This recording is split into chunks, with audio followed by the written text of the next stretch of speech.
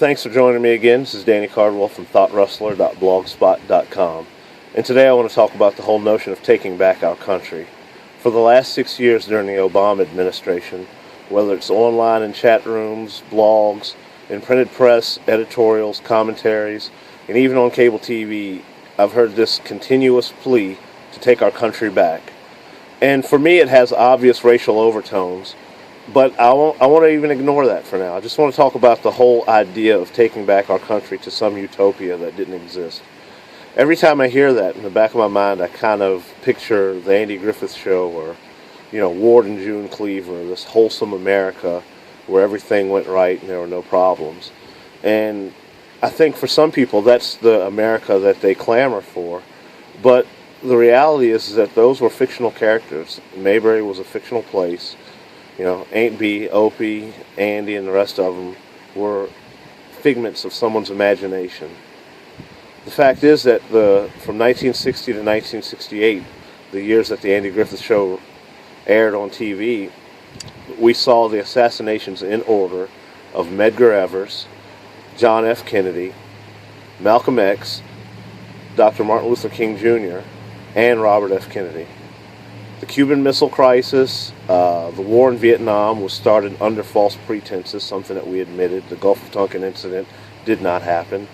And the National Guard had to be sent to the South several times to help integrate schools after the 1954 Brown versus Board of Education, Topeka, Kansas decision, integrated schools. This whole idea that we're taking America back is a fiction. And yet, when you talk to people about this in a serious way, they kind of give you the same answers. Oh, well, we're saying that maybe we just need to get back to a place where, the government's not overreaching and where people had respect, and, they throw the prayer in school up as a, as another point, in the case that they're trying to make. But yet, no one was ready to take our country back in 2006 or 2007. Or in 2008, at the midst of our economic, collapse, the recession, the Great Recession as it's been termed, that was caused due to the housing mortgage crisis. The whole idea that we're going to take our country back somewhere, and then if you look at it in context of what that really means, is this place never existed. My parents were Jim Crowed, not people in a book that I don't have access to.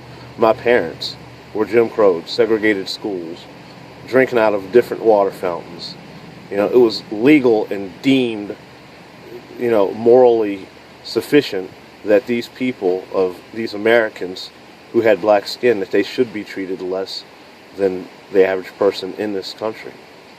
And so when I hear people clamor for this notion of taking our country back, I get hesitant because that's not a trip I'm willing to take voluntarily. I'm not willing to stand in another line. I'm not willing to stand up at a counter and not be able to eat.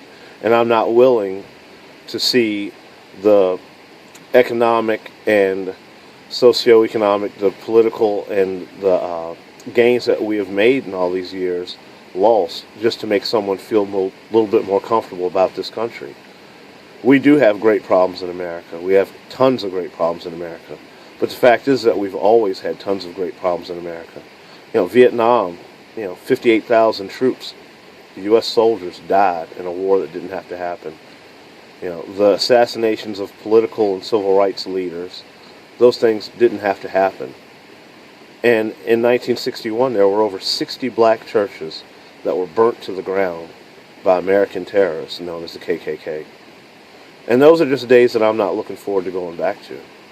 So the next time someone says take their country back, I would just hope that the readers of this blog and the people that watch these videos would really give that person a greater context for the place they're trying to go back to. And those are my thoughts on this. I just had to get this off of my chest today. Thanks for watching the video. I hope you enjoyed it.